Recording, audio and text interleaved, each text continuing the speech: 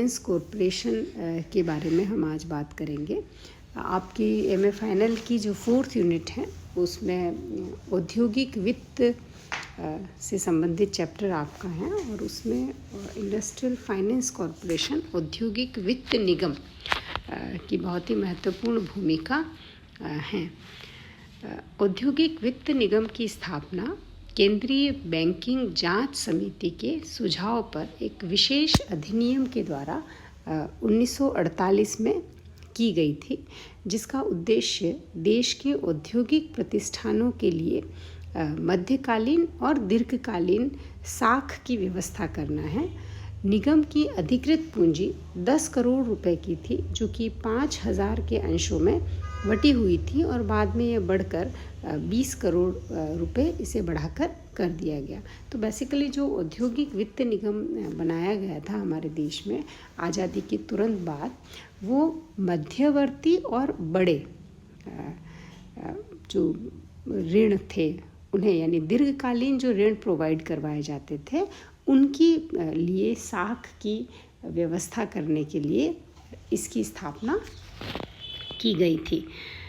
भारत सरकार, reserve bank, अनुसूचित bank, बीमा कंपनियां और सहकारी समितियां, ये सब इनके अंशधारियों में से थे, लेकिन साधारण व्यक्ति इसका अंशधारी नहीं था। किंतु 1 जुलाई 1993 से इस निगम की प्रकृति में परिवर्तन करके इसे कंपनी का रूप दिया गया और उसके आधार पर भारतीय औद्योगिक वित्त निगम लिमिटेड का स्तर इसे प्रदान कर दिया गया, जिसका पंजीकरण कंपनी अधिनियम 1956 के तहत किया गया है। तो इस आधार पर इसे एक कंपनी का रूप दिया गया है। औद्योगिक वित्त निगम से हम यही समझ सकते हैं कि चूँकि वित्त, भारत की जो अर्थव्यवस्था थी वो बेसिकली कृषि प्रधान थी और श्रम गहनता थी हमारे देश में, पूंजी का कहीं न कहीं अभाव था। शुरुआत में तो काफ़ी पूंजी की समस्या थी। तो ऐसी स्थिति में इस प्रकार के संस्थान जो कि औद्योगिक क्षेत्र में विकास के लिए और विशेष तौर पर बड़े उद्योगों को पनपने के लिए साख और ऋण की उपलब्धता को सुनिश्चित करते हैं। चूँकि बड़े उद्योगों को ज़्यादा वित्त और ज़्यादा धन की आवश्यकता होती है, तो ऐसी स्थिति में औद्योगिक वित्त निगम की स्थापना की गई, जो दीर्घकालीन और मध्यकालीन आवश्यकताओं को पूरा करने के लिए ऋण प्रदान करते थे। औद्योगिक वित्त निगम का जो सबसे प्रमुख उद्देश्य था वो पूंजी की व्यवस्था करना था और इस निगम के द्वारा भारत में सीमित दायित्व वाली सार्वजनिक कंपनियों और सहकारी संस्थाओं को वित्त प्रदान किया जा सकता है, जो कि उत्पादन, उसके संरक्षण, प्रोसेसिंग और विद्युत उत्पादन और वितरण, और जैसे या जहाजरानी सेवा और होटल व्यवसाय या किसी भी इस तरीके के व्यवसाय, औद्योगिक गतिविधियों या इन व्यवसायों में संलग्न हैं, उसके लिए वित्त प्रदान करने की व्यवस्था इसके माध्यम से की गई थी। औद्योगिक वित्त निगम के प्रमुख कार्यों की अगर हम बात करें तो इसके प्रमुख कार्य इस प्रकार हैं। ऋणों की गारंटी प्रदान करना, यानी यह निगम विदेशों से मशीनें आदि आयात करने के लिए विदेशी निर्यातकों को भविष्य के भुगतान की गारंटी देता है और स्थगित भुगतानों की गारंटी के अतिरिक्त औद्योगिक वित्त निगम भारतीय उपक्रमों के द्वारा विदेशी संस्थाओं से विदेशी मुद्रा में प्राप्त ऋणों की भी गारंटी प्रदान करता है। इसके पश्चात इसके द्वारा अभिगोपन का कार्य किया जाता है, अर्थात यह निगम विभिन्न भारतीय उपक्रमों द्वारा निर्गमित अंश पूंजी व ऋण पूंजी का अभिगोपन करता है, जिससे भारतीय पूंजी बाजार में सक्रियता का संचार हुआ है। ऋण का व अग्रिम प्रदान करना, यानी इस संस्था के द्वारा किसी भी परियोजना के लिए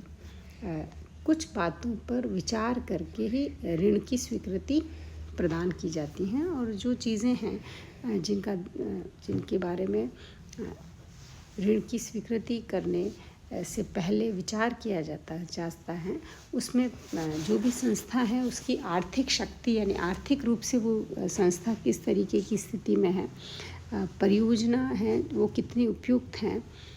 प्रबंध व्यवस्था कैसी है उस संस्था में, उसमें प्रॉफिट लेने की कितनी शक्ति है और ऋण को समय पर भुगतान करने की क्षमता भी बहुत महत्वपूर्ण है। क्योंकि ये सबसे महत्वपूर्ण है कि जो भी ऋण दिया जाए उसको समय पर भुगतान कर दिया जाए ताकि वो आगे और कार्यों में काम आ सके। अभिकर्ता के रूप में कार्य करते हैं इस प्रकार की संस्था विश्व बैंक तथा केंद्रीय सरकार द्वारा किसी भारतीय औद्योगिक उपक्रम को प्रदत्त ऋणों तथा उसके ऋण पत्रों के आधार पर यह कार्य अभिकर्ता के रूप में कार्य किया जाता है और यह निगम औद्योगिक विकास बैंक की स्वीकृति से औद्योगिक विकास से लगे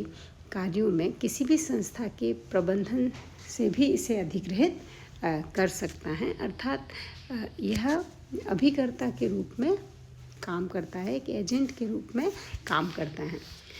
औद्योगिक वित्त निगम ने उपक्रमों को ऋण और अन्य प्रकार की कई सहायता देने के लिए कुछ समितियों का गठन किया है, जिसमें कि रसायन से संबंधित उद्योगों से की समिति, इंजीनियरिंग उद्योग, वस्त्र उद्योग, चीनी उद्योग, होटल उद्योग और पटसन उद्योग से संबंधित समितियों का गठन किया गया है। साथ ही ऋण की सीमा और प्रतिभूति की यदि हम बात करें तो यह निगम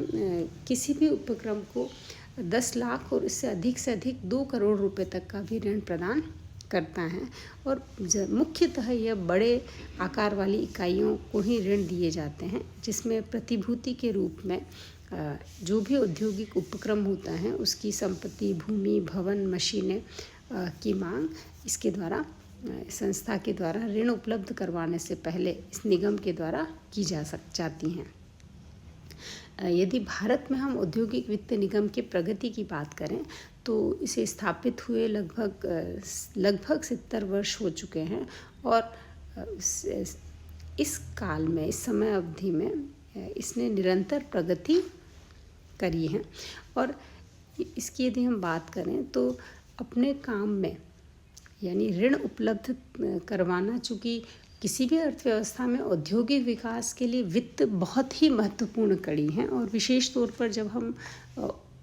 बड़े उद्योगों की बात करते हैं तो यहाँ पर वित्त सबसे महत्वपूर्ण भूमिका निभाता है। तो ऐसे में यदि पूंजी है तो मशीन और नई तकनीक का प्रयोग करके उत्पादन को तेज़ी से बढ़ाना संभव हो पाता है और इसमें औद्योगिक वित्त निगम की भूमिका बहुत ही महत्वपूर्ण रही है। यदि वित्तीय सहायता के रूप में निगम की विधियों से वित्तीय सहायता प्रदान करने का भी अधिकार दिया गया है, जिसमें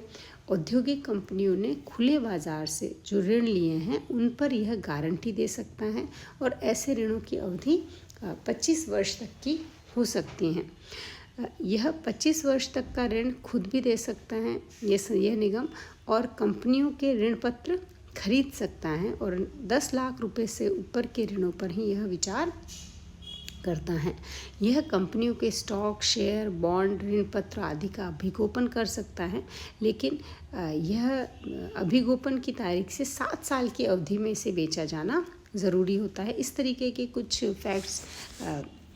वित्तीय सहायता देने में इस वित्त निगम, औद्योगिक वित्त निगम के पास सुरक्षित हैं। Thank you.